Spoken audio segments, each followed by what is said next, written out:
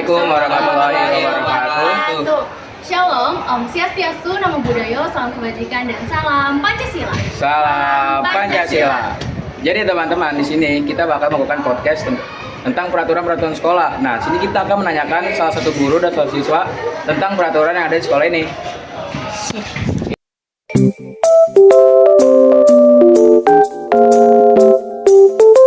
Assalamualaikum warahmatullahi wabarakatuh. Jadi kita di sini bakalan podcast bareng Umi Ani ya tentang masalah aturan-aturan hukum yang ada di sekolah ini. Oke. Menurut Umi nih ya, aturan-aturan sekolah ini tuh bagus gak sih buat siswa? Terus apakah siswa itu menerima kalau aturan-aturan sih itu bagus atau enggak gitu? Kalau saya ditanya aturan di sini bagus enggak ya? Tentunya bagus. Untuk melatih kedisiplinan, untuk melatih karakter, kepribadian peserta didik.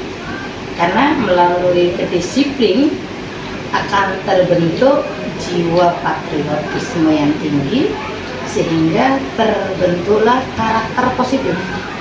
Kalau ditanya, apakah peserta didik ini menerima atau tidak? Ini saya kembalikan kepada kalian.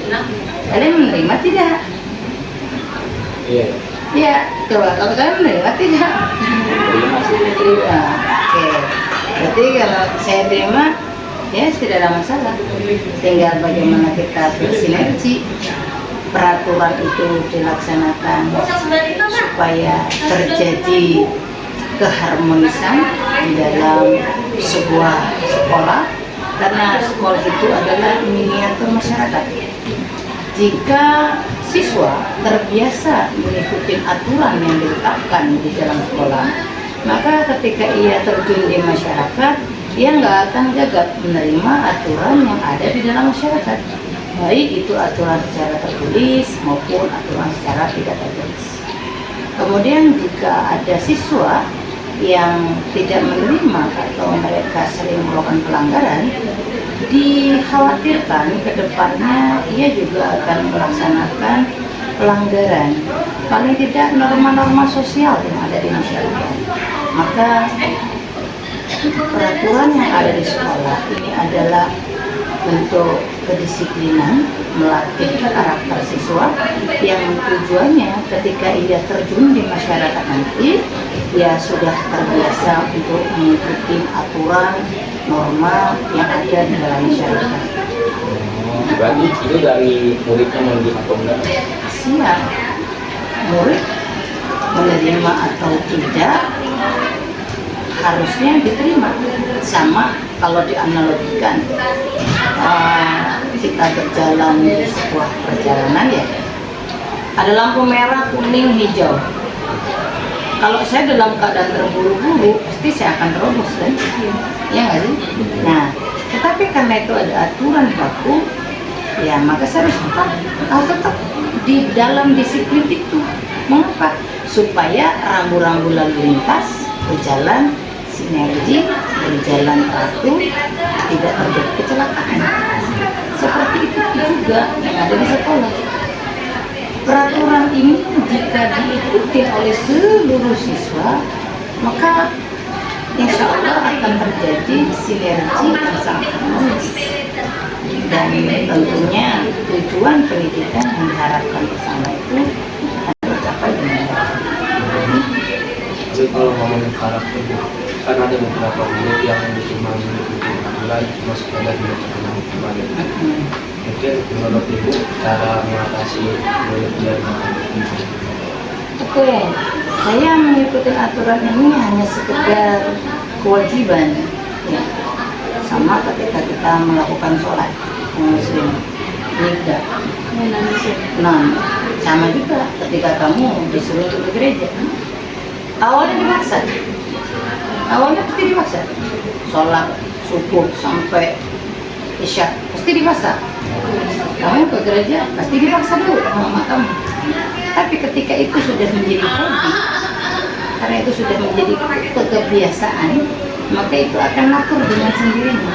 Maka akan ada dorongan yang ada di dalam diri sendiri. Dan akhirnya timbullah kesadaran. Maka kalau ditanya, Bagaimana sebenarnya jiwa perkembangan anak, pasti jiwa manusia itu mengikutinya itu yang enak-enak, ya kan? Nah, secara naluri.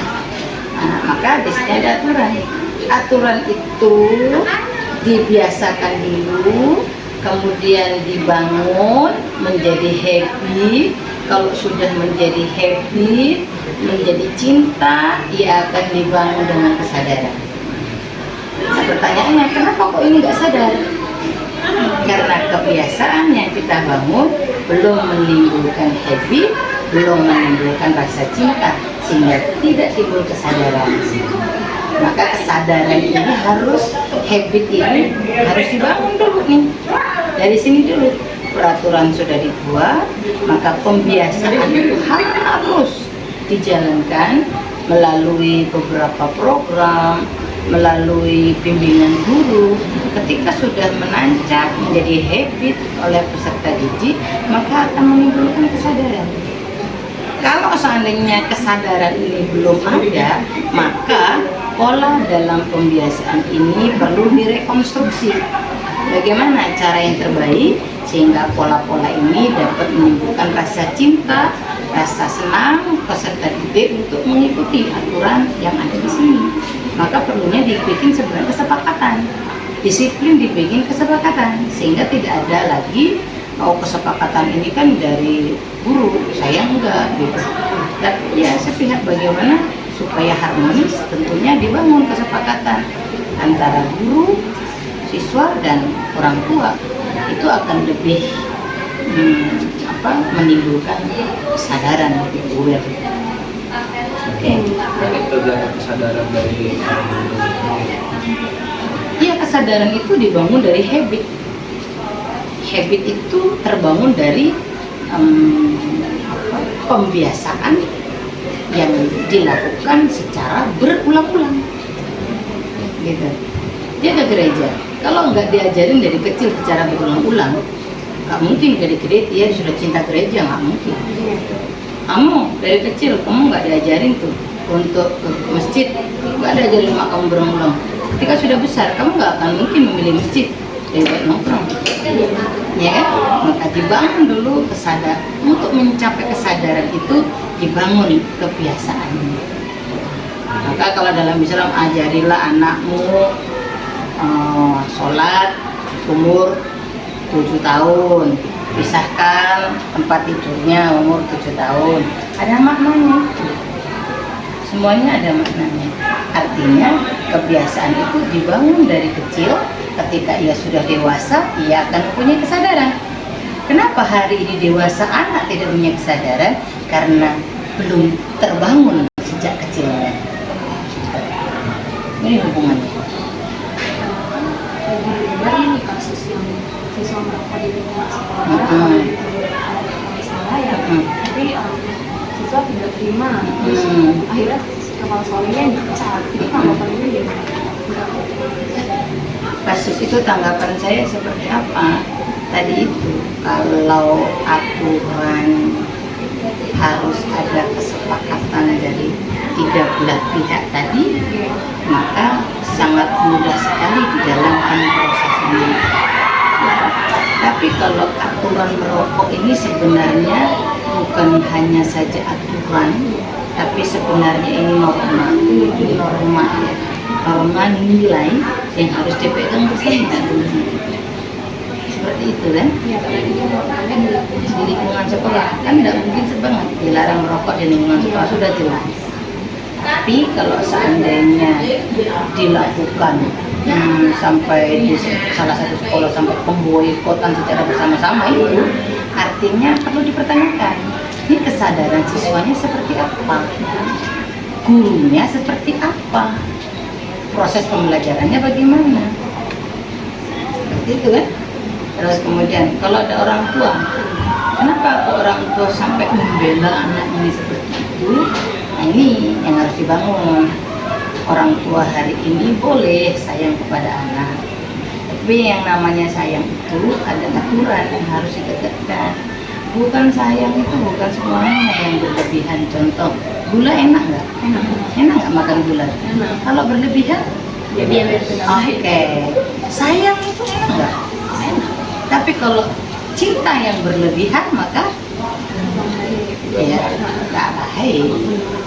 Apapun yang berlebihan tidak baik. Begitu pula ibu yang kayak gitu. Kenapa kok dia sampai melaporkan kepada polisi, bla bla bla bla bla. Itu karena berlebihan menghadapi sebuah masalah. Berlebihan ia merespon sebuah masalah sehingga dampaknya juga kepada seluruh warga. Kalau mau diruntut-runtut, siapa yang salah semuanya? Kita nggak bisa menjustis satu dua tanpa kita men-tracking dulu sebenarnya permasalahan itu apa. Kalau saya ditanya yang salah siapa, Umi? Saya tidak berani menyebutkan karena saya tidak men-tracking dengan jelas. Terima kasih Umi. Sama-sama. atas- Iya. Ya sudah mau meluangkan waktu untuk Oke. wawancara. Siap, sukses terus ya, selalu lewat.